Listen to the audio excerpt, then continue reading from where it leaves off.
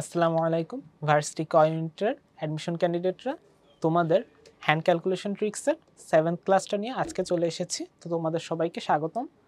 এই ক্লাসে আমরা ফিজিক্সের স্থির তড়িৎ আর হায়ার ম্যাথের খুবই ইম্পর্ট্যান্ট একটা চ্যাপ্টার ডিফারেন্সিয়েশনের কয়েকটা প্রবলেম দেখব।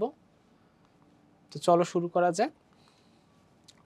দেখো, ফার্স্টে স্থির তড়িতে কুলম্বের সূত্র থেকে আমাদের প্রায় ম্যাথ আসে, খুবই সিম্পল।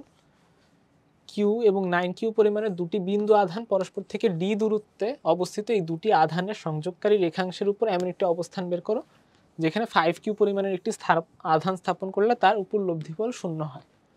তো সহজ কথা হচ্ছে, এই যে এখানে একটা কিউ আর এখানে একটা 9Q, এই যে এদের মাঝখানে এমন একটা পয়েন্ট বের করতে হবে যেখানে আমাদের নিট, যে আমাদের তড়িৎ প্রাবল্য, ওইটা 0 হয়। তাহলে দেখো, যখন চার্জ দুইটা যখন একই জাতীয় হয়, দুইটাই প্লাস বা দুইটাই মাইনাস, তখন দেখো এই পয়েন্টে, এই যে এই যদি আমরা একটা প্লাস 1 কুলম চার্জ রাখি, তাহলে এই যে এই পজিটিভ চার্জটা একে বিকর্ষণ করবে, মানে এদিকে একটা তড়িৎ ক্ষেত্র তৈরি হচ্ছে আর এইদিকে হচ্ছে আমাদের অন্য তড়িৎ ক্ষেত্রটা। এই জন্য আমাদের লব্ধি বল 0 ওইটা আমাদের এই রেখাংশের মধ্যে কোনো একটা অবস্থানে হওয়া সম্ভব। যদি আমাদের চার্জ দুইটা উল্টা হইতো, প্লাস আর মাইনাস, তখন কিন্তু এই যে রেখাংশটার মধ্যে কোনো পয়েন্টে আমাদের তড়িৎ প্রাবল্য কিন্তু 0 হইতো না, কারণ এই যে এটা এখানে বিকর্ষণ আর এটা এখানে আকর্ষণ। তো এখানে কিন্তু কোনোভাবেই লব্ধি বলটাকে 0 করা যাচ্ছে না। যদি দুইটা ডিফারেন্ট হয়, তখন এদের সংযোগ সরলরেখার বাইরে কোনো এক জায়গা, এবং বাইরে করতে হবে যেইটা ছোট, যেই চার্জটা ছোট ওইটার দিকে বাইরে নিয়ে ওইভাবে ক্যালকুলেশন করতে হবে আর কি। তো এগুলো তোমরা জানো, একটু রিভিউ করলাম। তা আমাদের এখানে প্রবলেমটা বেশ সোজা, আমরা দ্রুত এটা করে ফেলি। তাহলে সোজা কথা হচ্ছে, আমাদের এই যে কিউ থেকে আমরা যদি তড়িৎ প্রাবল্য হিসাব করি, ধরে নেই যে কিউ থেকে ডিস্টেন্স এক্স, আমাদের ছবিরও দরকার নেই। এই যে এটা হচ্ছে E1, আর E1 আর E2 ডিরেকশন যে উল্টা সেটা তো আমরা দেখছি, ডিরেকশন উল্টা এবং এদের মান সমান হবে, তাহলে এরা একজন আরেকজনকে ক্যান্সেল করে দিবে। এই যে সরি, এটা তো 9Q ছিল, 3Q না। এই যে 9Q চার্জটার জন্য যে তড়িৎ প্রাবল্য হচ্ছে, সেটা হচ্ছে আমাদের টোটাল ডি ডিস্টেন্স, তাহলে D minus X whole square. এই যে এইরকম, এটা কিউ, এটা 9Q, এইটুক হচ্ছে এক্স, তাহলে এইটুক হবে কি ডি মাইনাস এক্স। খুবই ইজিলি এটা ক্যালকুলেশন করা যায়। 4 গেল, কিউ কিউ কাটা। এবার একটা জিনিস দেখো, D minus x by x পুরাটার স্কোয়ার করলে 1 বাই না, এই যে 9Q, এটা 9 ছিল, তো বাজে অবস্থা হয়েছে এটার। দাঁড়াও একটু ক্লিয়ার ভাবে লিখি, এটা কিউ ছিল, এটা 9Q ছিল, তাহলে যে এই কিউ আর এই কিউ কাটা গেছে, ডি মাইনাস এক্স হোল স্কোয়ারটাকে এই পাশে নিয়ে আসছি, তাহলে আমাদের কি হলো 9 আর নিচে 1 থাকলো। তাহলে 1 থাকা না থাকা তো একই, এটাকে রুট করে দিই, 9কে রুট করলে 3 আসতেছে। তাহলে দেখো D minus x equals 3x, D equals 4x, এবং এবার বলছে আমাদের অবস্থানটা বের করতে। যেহেতু অবস্থানটা আমরা ছবিতে দেখাই দিচ্ছি, আর ডিটা তো আমাদের কোয়েশ্চেনেই দেয়া আছে, আমরা জাস্ট বলে দিব x ইকুয়ালস d/4, এটুক বললেই কিন্তু আমাদের কাজ শেষ। আমাদের আর অত বেশি ডেসক্রাইব করা লাগবে না, যেহেতু আমরা ছবিতে অলরেডি দেখাইছি। যে এই পয়েন্ট, এই পি পয়েন্টটাতে আমরা 5Q পরিমাণের একটা আধান স্থাপন করলে এটার লব্ধি বল 0 হবে। এক্স এর ভ্যালু হচ্ছে d/4। পরের কোয়েশ্চেনটা দেখি। এটা হচ্ছে আমাদের তড়িৎ প্রাবল্য একটা 15 সেন্টিমিটার ব্যাসার্ধের চার্জিত গোলক। এই যে আমাদের ধরো এটা একটা গোলক,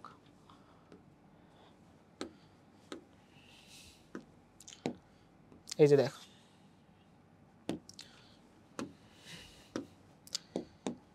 এই যে এই গোলকটার ব্যাসার্ধ হচ্ছে 15 সেন্টিমিটার। ওকে, এটার কেন্দ্র থেকে 20 সেন্টিমিটার দূরে, ধরো এইটুক,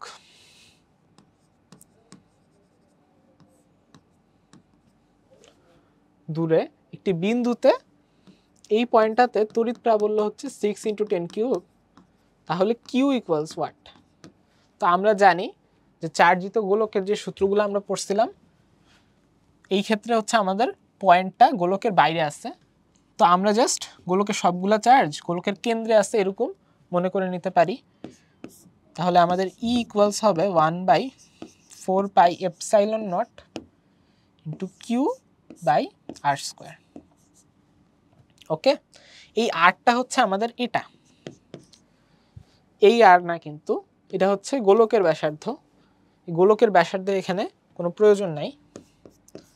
9 × 10⁹ কিউ বাই আর এর জায়গায় এখানে 20 সেন্টিমিটার বসাতে হবে, মানে 0.2, 20 সেন্টিমিটার মানে 0.2 মিটার। এটার ভ্যালু হচ্ছে আমাদের কত? 6 × 10 কিউব। তো এবার কিউ এর ভ্যালুটা বের করে ফেলি। দেখো 6 × 10 কিউব 0.2, 0.2 হচ্ছে 2 × 10⁻⁻1। এটাকে স্কোয়ার করে দেখো নিচে নিয়ে আসলাম 9 × 10⁹, এটা 2, এটা 3।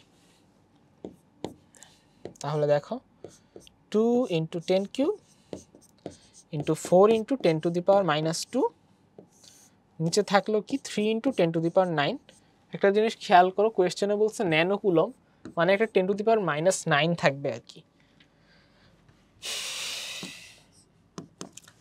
তো দেখো আমরা এই 10⁹টাকে রেখে দিই, বাকিগুলাকে ক্যালকুলেশন করি। 2 × 4/3, 8/3, সেটা হচ্ছে 2.667 ইন্টু এই যে 10⁻³ ইন্টু 10⁻², মানে কত হচ্ছে 10⁻1 ইন্টু 10⁻1, আর এই যে 10⁻⁻9 যেটা আছে ওটা ন্যানো কুলম্বের মধ্যে চলে গেছে। তো এত ন্যানো কুলম আমরা বলতে পারি, ঠিক আছে? এটা ছিল কিন্তু কুলম্ব এককে। এই 10⁻⁻9টাকে নিয়ে আমরা এটাকে ন্যানো কুলম বানাইছি, তাহলে 26.67 ন্যানো কুলম, এই যে অ্যান্সার। তো হয়ে গেল এই কোয়েশ্চেনটাও। পরের কোয়েশ্চেন হচ্ছে আমাদের তড়িৎ বিভব নিয়ে। 1000 ভোল্ট বিভব পার্থক্য, হচ্ছে 1000 ভোল্ট। দুইটি তামার পাত, ধরো এই যে এই দুইটা তামার পাত পরস্পর সমান্তরালে 10 মিটার দূরে অবস্থিত আছে। আচ্ছা, পাতদ্বয়ের মাঝখানে আমাদের 1 × 10⁻10 কুলম চার্জের এম ভর বিশিষ্ট একটি বস্তুর উপর প্রযুক্ত বৈদ্যুতিক বলের মান কত? এটা ধরো আমাদের কিউ,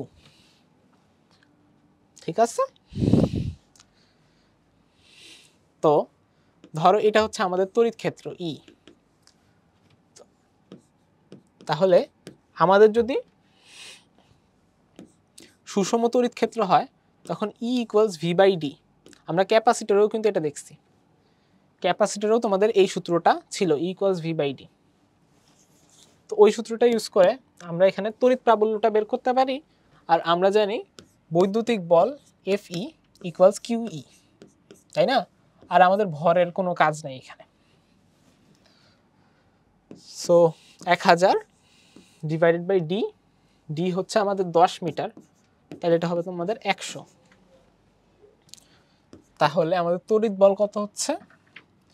কিউ এর ভ্যালু 1 × 10⁻10 ইন্টু 100কে বললাম 10 স্কোয়ার, তাহলে দেখো 1 × 10⁻8 নিউটন।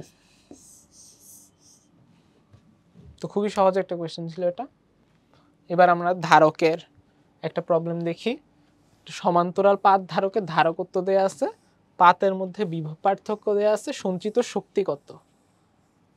আচ্ছা,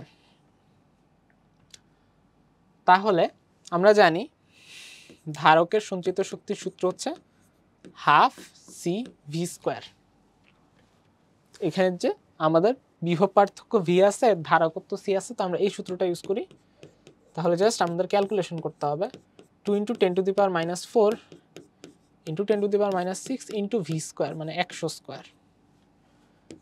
তাহলে দেখো যে 2 2 কাটা 10⁻⁻10 100 হচ্ছে 10 স্কোয়ার, তাহলে 10⁻4 আসছে, তাহলে আমাদের 1 × 10⁻6 জুল। এই যে 10⁻6 জুল। পরের কোয়েশ্চেনটা দেখি, আবারও ধারকের একটা ম্যাপ।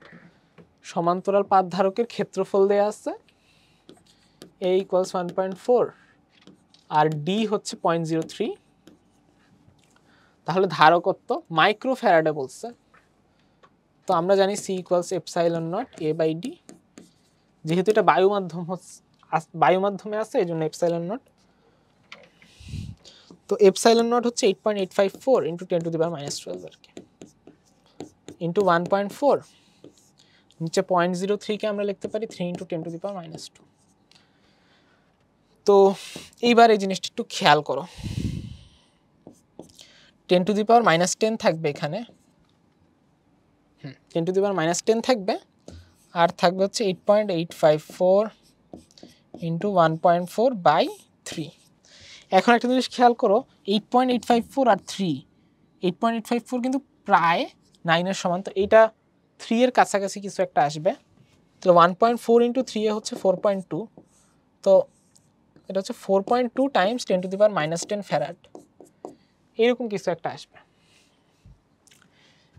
তাইলে যদি আমাদের মাইক্রোফ্যারাডে বলে তাহলে 10⁻4 মাইক্রোফ্যারাড।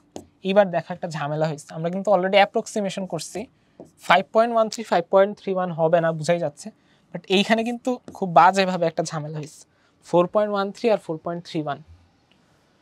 তো অলরেডি এখানে একটা ভুল করা আছে, মেগা ফ্যারাড তো হওয়ার কথা না, সো এটা অ্যান্সার হওয়ার কথা না, বা কি জানি এটা হয়তো ভুলও লেখা থাকতে পারে। আচ্ছা আমরা একটু চেক করি যে কোনটা অ্যাকচুয়ালি অ্যান্সার হবে, কারণ দুইটাই অনেক ক্লোজ।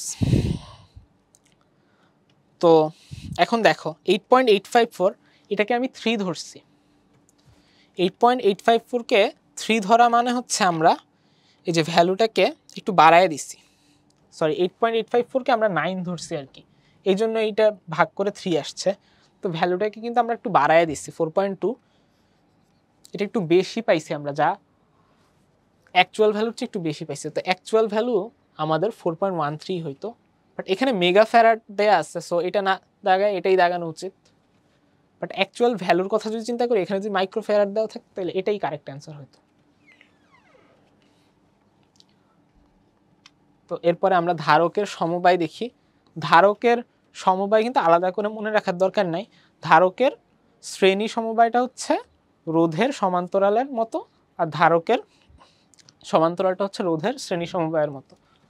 সো আমরা খুব ইজিলি এগুলো বের করতে পারি, যেহেতু 4 মাইক্রোফ্যারাড 5 মাইক্রোফ্যারাড এটা শ্রেণীতে সংযুক্ত, তুমি মনে মনে চিন্তা করো 4 ওহম আর 5 ওহম সমান্তরালে সংযুক্ত, তাইলে কি হইতো তোমার তুল্য রোধ, বা এখানে হচ্ছে তুল্য ধারকত্ব কি হইতো 4 × 5/4 + 5 কত হচ্ছে 20/9। আর অবশ্যই মাইক্রোফ্যারাড, কিন্তু এটা একটু খেয়াল রাখতে হবে, 900 ভোল্ট বিভব পার্থক্যের উৎসের সাথে যুক্ত করলে সঞ্চিত শক্তি হাফ CV², এটা আমরা অলরেডি দেখছি সূত্র। তাহলে এখানে হচ্ছে কি 20/9 × 10⁻6, 900 হচ্ছে 9 × 10² এটার স্কোয়ার। দেখো তাইলে 10/9 10⁻6 81 আর 10⁻4। ওকে, দেখো এই যে 9 আর 81 কাটা যাচ্ছে, সুন্দর। তাহলে W = কি আসতেছে 9 × 10⁻1 - 6 আর 4, তাহলে কত আসতেছে 5 - 6 - 1 মানে হচ্ছে 0.9। এই যে -1, তাহলে দশমিকের পরে জিরোটা শূন্য আর কি, 0.9 জুল। তো এই কোয়েশ্চেনটা গেল। তো আমাদের স্থির তড়িতের এই কয়েকটা কোয়েশ্চেনই ছিল আমাদের এই ক্লাসটিতে।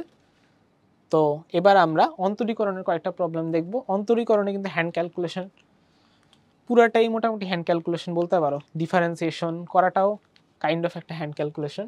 তো এটা আমাদের একটু তাড়াতাড়ি করতে হবে এবং বেশি বেশি প্র্যাকটিস করতে হবে। তো ফার্স্টে আমাদের লিমিটের একটা প্রবলেম দেখি।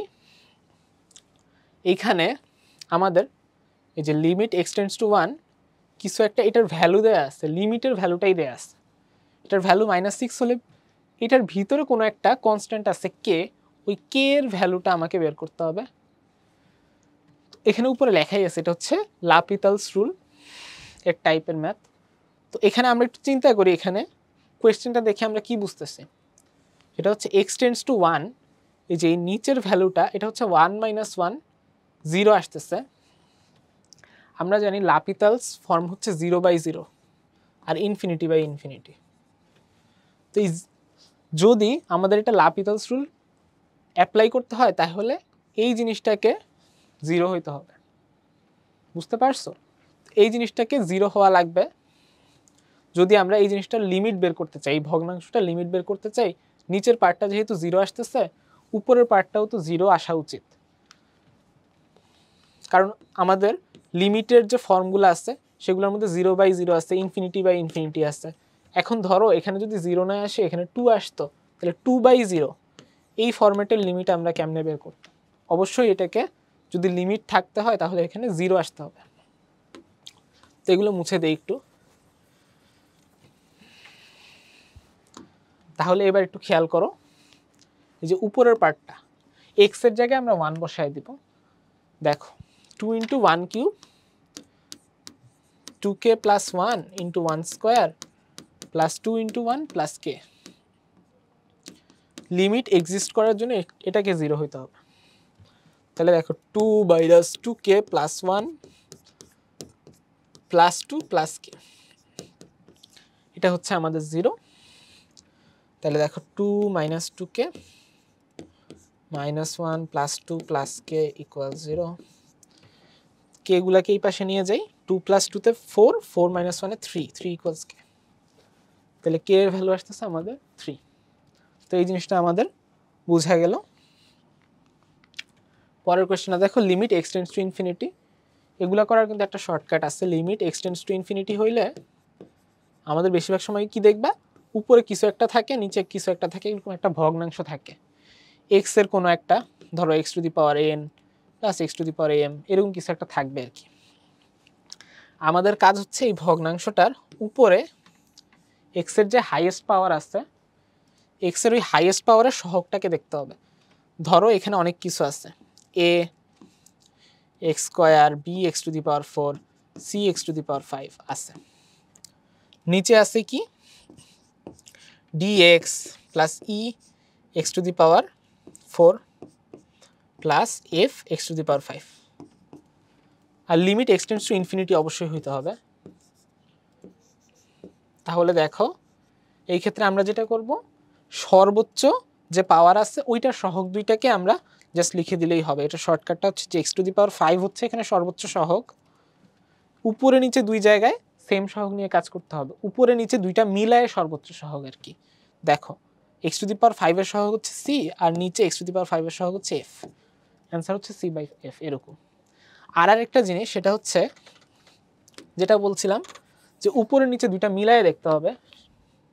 তো এখানে যদি এরকম থাকতো g x⁵, তাহলে উপরে নিচে দুইটা মিলায়ে হাইস্ট কিন্তু হচ্ছে এটা x⁵, উপরে কিন্তু x⁵ নাই, ওই ক্ষেত্রে আমরা 0 × x⁵ এভাবে চিন্তা করব, অ্যান্সার হবে 0/g মানে 0। বুঝতে পারছো? তো আশা করি এই লিমিটটা এখন খুব ইজিলি পারবা। দেখো 2x² আমরা লিখলে শুধু শুধু টাইম নষ্ট হবে। এই দেখো এই যে x² সবগুলোতে দিয়ে দিয়ে চারটা লিমিট বের করে 2x² x⁴ + 1, এটার লিমিট কত হবে বলো? x⁴ এর সহগ 1 আর উপরে কিন্তু x⁴ নাই, তাহলে 0। নিচে x³ এর সহগ হচ্ছে 1 হাইস্ট, আর উপরে আছে x² x³ কিন্তু নাই, এটাও 0। 5x², এই দেখো x² নিচে, উপরে হচ্ছে 5x², তাহলে 5/1। এটাও কিন্তু সিমিলার, উপরে 6x², নিচে x², তাহলে 6/1, কত আসছে 11। এটা কিন্তু একদম মুখে মুখে অ্যান্সার করার মতো কোয়েশ্চেন। পরেরটা দেখো, এই যে এই টাইপের ডিফারেন্সিয়েশনগুলা কিন্তু বেশ ঝামেলা হয়, একটু প্র্যাকটিস করতে হবে। দেখো খুবই সোজা, আমাদের ডিফারেন্সিয়েশন করতে বলছে, বাট একটু কেমন জানি ফাংশনটা। তো চলো এটাকে যদি যখন ডিফারেন্সিয়েশন করব তখন এই যে ধরো এই পুরো জিনিসটাকে এক্স ধরে নেই। তো একটা জিনিস আমাদের অবশ্যই মনে রাখতে হবে যে রুট এক্স এর ডিফারেন্সিয়েশন এটা হচ্ছে 1/2 রুট এক্স, এটা নিশ্চয়ই তোমরা জানো। তাহলে 1 যেহেতু আমরা ফার্স্ট এটাকে এক্স ধরে নিচ্ছি, এভাবে না লিখি আমি এই জিনিসটাকে আমি এক্স ধরে নিচ্ছি, তাহলে 1/2 রুট এক্স, মনে মনে বলতেছি 1/2 রুট এক্স, বাট লিখবো হচ্ছে এটা 1 মাইনাস রুট এক্স, এক্সের জায়গায় যেই জিনিসটা আছে। এখন এক্সের জায়গায় যেই জিনিসটা ছিল ওইটাকে আবার ডিফারেন্সিয়েট করতে হবে, 1 minus root X. 1 minus root X ছিল না, এটাকে এক্স ধরছি, এটাকে এখন ডিফারেন্সিয়েট করলে 1কে ডিফারেন্সিয়েট করলে 0, রুট এক্স হচ্ছে আবার 1/2 রুট এক্স। এবার এটাকে একটু ক্যালকুলেশন করতে হবে, না তো অ্যান্সারের সাথে মিলবে না। -1/4 root X into 4 root X into √1 minus root X. দেখছো, দেখো তাইলে -1/4 রুট এক্স ইন্টু 1 মাইনাস, এই যে এটার সাথে মিলে, অন্যগুলোর সাথে কিন্তু মিলতেছে না, না এগুলোর সাথে কিন্তু মিলে না। তাহলে এই কোয়েশ্চেনটা আমাদের সলভ হলো। এরপরে হচ্ছে অব্যক্ত ফাংশন, এই যে এক্স আর ওয়াই এর এমন একটা ফাংশন যেটাকে একটু সিম্পলিফাই করা যাচ্ছে না, খুব সিম্পল ফর্মে লেখা যায় না, যে ওয়াইকে এক্স এর একটা ফাংশন আকারে ওভাবে সিম্পল ওয়েতে লেখা যাচ্ছে না, ওগুলো হচ্ছে অব্যক্ত ফাংশন। তো এখানে আমাদের একটা ইকুয়েশন আকারে দেওয়া থাকে, এই অব্যক্ত ফাংশনগুলো আমাদের ডি/ডিএক্স করতে হয়। তো এখানে আমরা যেটা করব, একটা জিনিস আগে মনে করায় দিই, এটা হচ্ছে একটা সূত্র, সেটা হচ্ছে d/dx of u two the power v। এটা নিশ্চয়ই তোমরা দেখছো,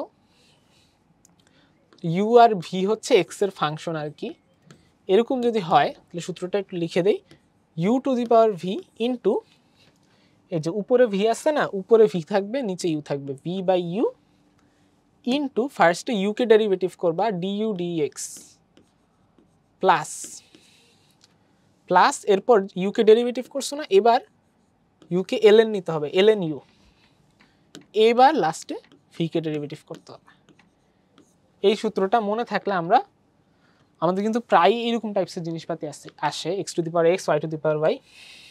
তো এগুলো এক লাইনে করার জন্য এই সূত্রটা ইউজ করতে পারি। তো এই প্রবলেমটা সলভ করার জন্য এটাকে ডেরিভেটিভ করে দেই ফার্স্টেই x এর রেসপেক্টে। ফার্স্টে x two the power x আমরা y two the power y কে স্থির রাখি, আর এই যে x two the power x K derivative করি। এখানে বেসিক্যালি আমরা ওই যে uv ওই ফর্মুলাটা ইউজ করতেছি, একটাকে স্থির রেখে আরেকটাকে ডেরিভেটিভ করব, প্লাস যেটাকে আগের বার স্থির রাখছিলাম ওইটাকে ডেরিভেটিভ করে অন্যটাকে স্থির রাখবো আর কি। তাহলে এবার দেখো, এই যে x/x ইন্টু d, আচ্ছা ইন্টু এই যে x কে x এর রেসপেক্টে ডেরিভেটিভ করলে 1 হয়, আর এই যে ln অফ u, এই যে x আছে, ইন্টু আবার এই x কে ডেরিভেটিভ করলে 1 হবে। তো এখানে x two the power x এর জন্য একটু ইজি হয়ে গেছে, আরও জটিল কিছু থাকতে পারে। তারপরে এই যে x two the power x কে তো ডেরিভেটিভ করছে, এবার x two the power x কে স্থির রাখি, y two the power y K derivative করি, y/y into 1 plus ln of y into 1। এখন বিষয়টা হচ্ছে y কে যে আমরা ডেরিভেটিভ করছি, আমরা কিসের রেসপেক্টে ডেরিভেটিভ করছি, আমাদের কিন্তু x এর রেসপেক্টিভে আমরা বলছিলাম যে পুরা ডেরিভেটিভটা শুরুতে বলছিলাম যে x এর রেসপেক্টে করছি।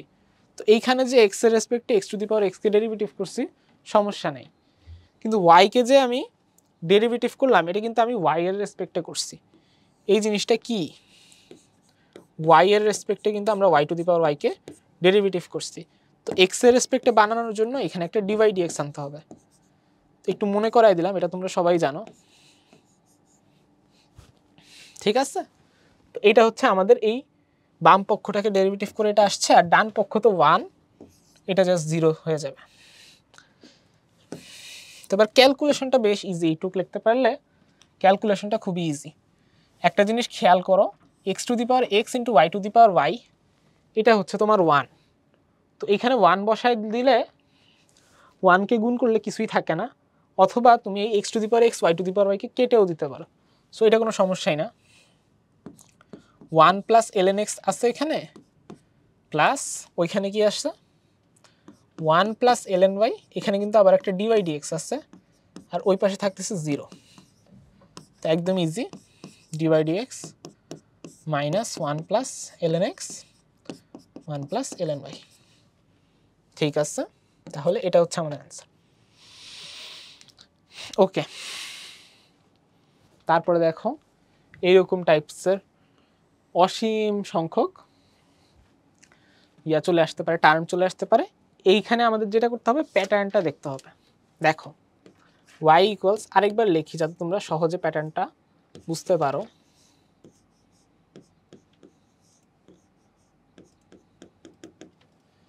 আচ্ছা, এখন প্যাটার্নটা আমরা কিভাবে ধরবো দেখো। তো ফার্স্টে চিন্তা করতে পারো আমরা কি ই টু দি পাওয়ার কিছু একটা লিখতে পারবো। দেখো y কি, y হচ্ছে e to the power x plus এরকম এই জঘন্য জিনিসটা। বাট ই টু দি পাওয়ার এখান থেকে যদি দেখো স্টার্টটা কিন্তু হয় নাই ঠিকভাবে, এখানে এক্স আছে শুরুতেই, y এর মধ্যে কি ছিল, y equals e to the power কিছু একটা। তাহলে শুধু ই নিয়ে কিন্তু আমরা করতে পারতেছি না, প্যাটার্নটা আমরা এখানে ধরতে পারি নাই। আমরা এখন এই ই টু দি পাওয়ার এক্সটাকেও সাথে নিয়ে নিই, e to the power x, e to the power এক্সটাকে নেওয়ার পর এবার এই জিনিসটার দিকে তাকাও। আমি স্টেপ বাই স্টেপ বলতেছি। ফার্স্টে আমরা ইটাকে ঢেকে চিন্তা করতেছিলাম, এটা কিন্তু ওয়াই এর সাথে মিলে না। এবার এক্সটাকেও ঢেকে দিই, দেখো এই অংশটা কিন্তু ওয়াই এর সাথে মিলতেছে। দেখো এখানে আরেকটা ই আসবে, পরে এক্স আসবে plus E dot dot dot. তো জাস্ট একটা ই টু দি পাওয়ার এক্স সরায় নিলে কিন্তু এই ইনফিনিটি সংখ্যক যে ই টু দি পাওয়ার এক্স আমার কাছে ছিল, এখান থেকে কিন্তু কমে যায় নাই কিছু। তাইলে এই যে পার্টটা আছে এটাও কিন্তু আমাদের ওয়াই। এই প্যাটার্নটা ধরাটা কিন্তু বেশ ট্রিকি এই প্রবলেমটাতেই। দেখো e to the power x plus y, এটা কিন্তু তোমাদের বইয়ের ম্যাথ ছিল, কিন্তু এখানে এই অসীম সংখ্যক টার্ম দিয়ে এটাকে একটু কঠিনভাবে লিখছে আর কি। তো এখন আমরা ডিওয়াই ডিএক্স করতে পারি ইজিলি। দেখো ডিওয়াই ডিএক্স,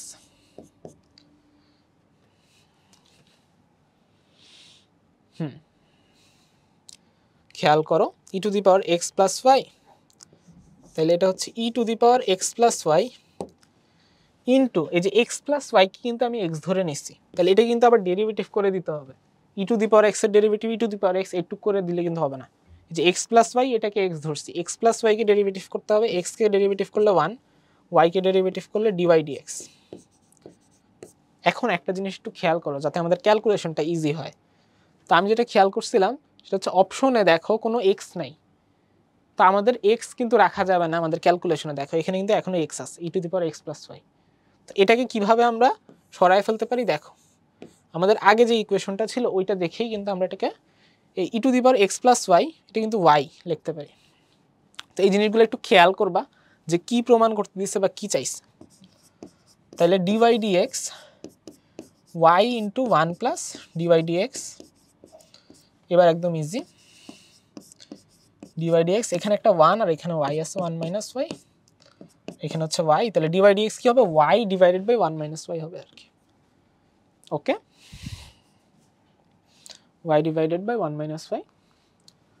তো বিভিন্ন ধরনের আমরা ডিফারেন্সিয়েশন দেখছি, এখন আরেকটা টাইপ আছে পরামিতিক, এই টাইপের একটা ক্যালকুলেশন করি।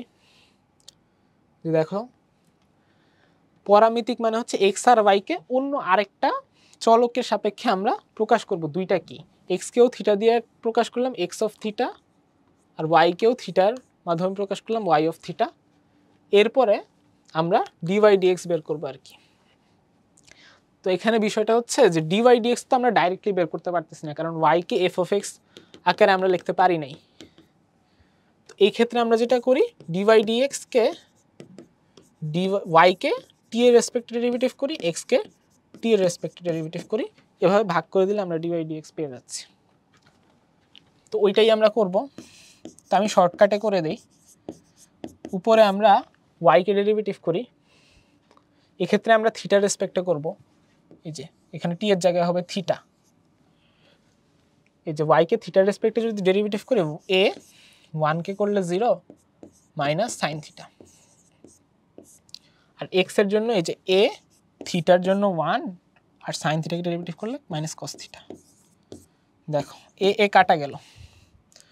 তো এখন বলছে dy dx এর মান √3 হলে থিটার মান কত? তাহলে minus sin theta divided by 1 minus cos theta, এইটা হচ্ছে তোমার √3। তাইলে দেখো মাইনাস sin থিটা হচ্ছে তোমার √3 মাইনাস √3 cos থিটা। আচ্ছা, এইভাবে ক্যালকুলেশন করলে একটু ডিফিকাল্ট হচ্ছে। অন্য আরেকটা সুন্দর ওয়েতে আমরা করতে পারি। দেখো sin theta by 1 minus cos theta, তোমরা যদি অনেক ত্রিকোণমিতি প্র্যাকটিস করে থাকো তাহলে এই জিনিসগুলো অনেক ইজি হয়ে যাবে। দেখো sin থিটা এটাকে আমরা এভাবে লিখতে পারি, এই ম্যাথ কিন্তু তোমাদের বইয়ে আছে। sin theta by 1 minus cos theta এরকম টাইপের জিনিসগুলো অনেকবারই কিন্তু হ্যান্ডেল করছো। এই যে দেখো এখানে sin স্কয়ার থিটা বাই 2 হয়ে চলে আসবে। ওইভাবেও করতে পারতা বা অপশন টেস্ট করে দেখতে পারো, বাট এইভাবে তুমি কিন্তু খুব সুন্দরভাবে জিনিসটা সলভ করতে পারতেছো। 2 sin থিটা বাই 2, একটা sin থিটা বাই 2 আর 2 চলে যাচ্ছে, তাহলে কি আসতেছে মাইনাস cot থিটা বাই 2, এটা ইকুয়ালস √3। তাহলে cot থিটা বাই 2 হচ্ছে মাইনাস √3। থিটা বাই 2 এর ভ্যালু কত হবে? cot থিটা বাই 2 এর ভ্যালু হচ্ছে জাস্ট মাইনাস √3 আর কি। তো তাহলে cot থিটা যদি √3 হয় তাহলে থিটার ভ্যালু কত হয়? থিটার ভ্যালু হয় হচ্ছে 30 ডিগ্রি। তো এখানে হচ্ছে actually minus 30 degree, theta by 2 এর ভ্যালু হবে আমাদের মাইনাস 30 ডিগ্রি, পাই বাই 6 লিখি এটাকে। এখন এখানে সমস্যা হচ্ছে যে আমরা theta equals minus pi by 3 এটা অপশনে পাচ্ছি না। তো অপশনে না পাইলে আমরা যেটা করতে পারি, অ্যাঙ্গেলটা একে দেখতে পারি। দেখো মাইনাস পাই বাই 3 হচ্ছে এইটুক, মাইনাস পাই বাই 3 হচ্ছে মাইনাস 60 ডিগ্রি আর কি। তো মাইনাস 60 ডিগ্রিটা যদি তুমি এদিক থেকে চিন্তা করো তাহলে কত হচ্ছে 300 ডিগ্রি না, এটা হচ্ছে তোমার 5 পাই বাই 3 আর কি। তো অপশনে ওইটা দেয়া আছে 5 পাই বাই 3। তাহলে এই কোয়েশ্চেনটা আমাদের সলভ হলো। পরের কোয়েশ্চেনটা আমরা দেখি, যে পর্যায়ক্রমিক অন্তরীকরণ, এটাও তোমাদের বোর্ড পরীক্ষা অনেক ইম্পর্টেন্ট ছিল। এখানে এমসিকিউতে আসতে পারে, তো এগুলো বেশি বেশি প্র্যাকটিস করলে ইজিলি করতে পারবা। এই কোয়েশ্চেনটা দেখি আমরা, জাস্ট ডেরিভেটিভ করে দিব y-কে। E to the power m x, একটা এম চলে আসবে সামনে, p m e to the power m x, এখানে হচ্ছে মাইনাস এম চলে আসবে, minus q m e to the power minus m x. এরপরে যদি y2 করি তাহলে কি আসতেছে, p m square e to the power m x plus যে আরেকটা মাইনাস এম আসছে যে q m square e to the power m x. দেখো একটু এম স্কোয়ারটাকে কমন নিলে p to the power m x plus q to the power m x minus m x আর কি, কিন্তু মাইনাস ছিল, এটাই কিন্তু আবার চলে আসতেছে এম স্কোয়ার ওয়াই। তাহলে y2 minus M square Y equals, এটা বেশ সোজা ছিল। তাহলে এটা হইলো। তারপর যে স্পর্শক অভিলম্বের ঢাল, এগুলো কিন্তু খুব ভালো এমসিকিউ প্রবলেম আর কি। তো একটা ফাংশন দেয়া আছে, বক্ররেখার মূল বিন্দুতে 0 0 পয়েন্টে আমরা স্পর্শক এক্স অক্ষের সাথে 30 ডিগ্রি কোণ উৎপন্ন করে। স্পর্শক এক্স অক্ষের সাথে 30 ডিগ্রি কোণ উৎপন্ন করে মানে কি, আমাদের ঢাল হচ্ছে tan 30 ডিগ্রি, মানে 1/√3। স্পর্শকের ঢাল ওইটাই কিন্তু আমাদের ডিওয়াই ডিএক্স, ডিওয়াই ডিএক্স আমাদের 0 0 পয়েন্টে। বুঝতে পারছো? তো আমরা এখানে ডিওয়াই ডিএক্সটা বের করি ফাংশন থেকে। এই যে কে এক্স ইন্টু 1 মাইনাস এক্স, এখানে আমি ইউভি এর সূত্রটা অ্যাপ্লাই করি, তোমাদের যেভাবে সুবিধা করতে পারো।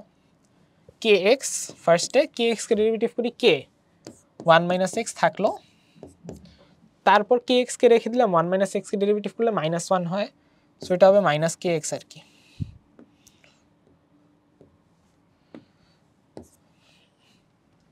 আচ্ছা, তো এই জিনিসটা হচ্ছে 1/√3 সমান। 1/√3 সমান কখন হবে, যখন x ইকুয়াল 0। x ইকুয়াল যদি 0 বসায় দেই, দাঁড়াও x ইকুয়াল 0 বসায় তারপর সমান লিখি 1 - 0 - k * 0, এটা হচ্ছে 1/√3। √3। তাহলে দেখো জাস্ট কি আছে 1/√3 আসতেছে কে এর ভ্যালু। তাহলে হয়ে গেল আমাদের এই কোশ্চেনটা। এবার দেখো তোমার এরকম বাস্তব জীবন ভিত্তিক কিছু প্রবলেম আছে অন্তরীকরণে। তো এগুলা বেসিক্যালি তোমাদের গোলক, তারপরে থালা বা পাত এরকম টাইপের জিনিসপাতি, যেখানে ধরো a = πr² এরিয়া বা সারফেস এরিয়া বা আয়তন, এগুলার তোমার পরিবর্তনের হার বের করতে বলে। আমরা খুব ইজিলি এগুলো করতে পারি। দেখো একটা বৃত্তাকার থালা মানে একটা এই যে ডিস্ক আর কি। তো থালার ব্যাসার্ধ তাপ প্রয়োগের ফলে প্রতি সেকেন্ডে 0.25 সেন্টিমিটার বাড়ে। এখানে আমাদের টার্মগুলো একটু ভালোভাবে দেখতে হবে। ব্যাসার্ধ বাড়তেছে, এটার মানে হচ্ছে dr/dt, এটা হচ্ছে 0.25 সেন্টিমিটার পার সেকেন্ড আর কি। এখন তলের বৃদ্ধির হার চাইছে। তলের বৃদ্ধির হার কত যখন থালার ব্যাসার্ধ 7 সেন্টিমিটার। তলের বৃদ্ধির হার হচ্ছে আমাদের dA/dt, ব্যাসার্ধের বৃদ্ধির হার হচ্ছে dr/dt, তলের বৃদ্ধির হার হচ্ছে dA/dt, এরকম আর কি। তাহলে dA/dt আমরা কিভাবে করব? a কে আমরা বলতে পারি πr², তাই না? আচ্ছা, তো πr² কে কিভাবে আমরা t এর রেসপেক্টে ডেরিভেটিভ করব? আমরা কিন্তু অলরেডি এরকম কাজ করে আসছি। πr² কে আমরা পাই আর এর সাপেক্ষে ডেরিভেটিভ করে দিব π × 2r, এরপর আমরা dr/dt করব। দেখছো খুবই সহজ, এটা কিন্তু আমাদের আগের কনসেপ্টই। তাহলে আমাদের এই dA/dt এর ভ্যালুই তো আমাদের চাইছে। তো এটা হচ্ছে π × 2 × r এর ভ্যালু হচ্ছে 7 বর্গ সেন্টিমিটার আর কি। তাহলে সেন্টিমিটারেই সব একক আছে, কোনো সমস্যা নাই। dr/dt এর ভ্যালু হচ্ছে 0.25। তাহলে আমরা আমাদের একটা খুবই ইনফেমাস অ্যাপ্রক্সিমেশন আছে না, পাই এর ভ্যালু হচ্ছে 22/7। আচ্ছা 22/7, আর এখানে হচ্ছে তোমার 14 আর 1/4, এই যে 2 খুব সুন্দরভাবে মিলে গেছে এই ক্ষেত্রে 11, 10.99 আর কি। পাই এর ভ্যালু অ্যাকচুয়ালি 22/7 না, বাট এইখানে আমাদের সাথে সাথে কাটাকাটি যায়, এজন্য আমি 22/7 ধরে করে ফেলছি। পরের কোয়েশ্চেনটা দেখি। এটা হচ্ছে লঘুমান গুরুমান, এটাই প্রবাবলি লাস্ট টপিক। সেটা হচ্ছে f(x) একটা দেয়া আছে, এর গুরুমান লঘুমান বের করতে হবে। তাড়াতাড়ি আমরা বের করি। এখানে একটা ইম্পর্টেন্ট জিনিস, অনেকে যেটা করতে পারো যে অপশন দেখে চিন্তা করতে পারো যে গুরুমান তো লঘুমানের চেয়ে বড় হবে, বা ওইরকম জিনিসগুলো চিন্তা করি যে লঘুমানটা ছোট হবে গুরুমানের চেয়ে। তো ওইটা দিয়ে অপশন টেস্ট করে দেখি যে কোনটা হইতে পারে কোনটা হইতে পারে না। এটা কিন্তু সত্যি না, অলওয়েজ লঘুমান লেস দেন গুরুমান, এটা কিন্তু ভুল। তো এইভাবে চিন্তাই করো না আর কি। লঘুমান গুরুমান তুমি বাইর না করা পর্যন্ত বুঝবা না যে কোনটা লঘুমান কোনটা গুরুমান। তো ফার্স্টে আমরা তাড়াতাড়ি করে ফেলি f'(x), এটা হচ্ছে 6x²। f'(x) বলতে আমরা কিন্তু এটাই বুঝাই, f'(x) মানে কি dfx dx, দুইটা একই জিনিস। 6x² - 42x + 36, আর f'(x) এটাও আমাদের লাগবে, এটাও করে ফেলি 12x - 42। এবার দেখো f'(x) এটাকে যদি 0 ধরি তাহলে 6x² - 42x + 36 = 0। 6 দিয়ে ভাগ করলে আমাদের ক্যালকুলেশন ইজি হয়ে যায়। x² - 7x + 6, এটা হচ্ছে x - 6 x - 1 = 0। তাহলে x এর ভ্যালু আসতেছে 1 আর 6। তো 1 আর 6 এ আমাদের লঘুমান গুরুমান আসবে, কোনটাতে কি আসবে সেটা এখান থেকে দেখব। f'(1) এটা হচ্ছে 12 - 42, এটা লেস দেন 0 হবে। তাহলে কি পাবো আমরা? গুরুমান। আর f'(6) যদি দেখি 12 × 6 - 42 মানে 72 - 42, এটা গ্রেটার দেন 0, মানে এটা হচ্ছে লঘুমান। তাইলে আমাদের গুরুমান কি হবে? গুরুমান হচ্ছে আমাদের এফ অফ 1, তো 1 বসাইলে কি হবে 2 - 21 + 36, মানে 38 - 21 17। গুরুমান 17, একটাই অপশন আছে এটা, তো তাও আমরা লঘুমানটা বের করি, আমরা এত কষ্ট করে পাইছি এটা এফ অফ 6। আচ্ছা এফ অফ 6 বাইর করতে কিন্তু ভালোই কষ্ট হবে, এখানে আমাদের এই অপশনটা দেখাতে কিন্তু সুবিধা হয়েছে, 2 × 6³ - 21 × 6² + 36 × 6। এটা ক্যালকুলেশন করো, -180 আসার কথা। আচ্ছা তাও করে দিই, 6³ হচ্ছে আমাদের 216 -21 × 6² 21 × 36 + 216 আর কি। তাইলে এটা কি আসতেছে 3 × 216 - 21 × 36। এক কাজ করি 36 কমন নিয়ে ফেলি, তাহলে 3 × 6 - 21, দেখো 3 × 6 18 - 21, তাহলে 36 × -3 -108। ভালোই ক্যালকুলেশন ছিল। তো যাই হোক, যেভাবেই করো অ্যান্সারটা গেস করতে পারার পর সাথে সাথেই দাগায় ফেলবা, বেশি টাইম ওয়েস্ট করার দরকার নেই। তাহলে আর কোনো কোয়েশ্চেন নাই আজকে। তো আজকের এই ক্লাসটাতে এই পর্যন্তই ছিল। এতক্ষণ সাথে থাকার জন্য তোমাদের সবাইকে ধন্যবাদ। তোমরা সবাই বাসায় বেশি বেশি করে হ্যান্ড ক্যালকুলেশন প্র্যাকটিস করবে এবং তোমাদের পরীক্ষা এগিয়ে আসছে, তো তোমরা অবশ্যই সিরিয়াসলি পড়াশোনা করবে। তোমাদের সবার জন্য অনেক অনেক শুভকামনা রইল। আসসালামু আলাইকুম।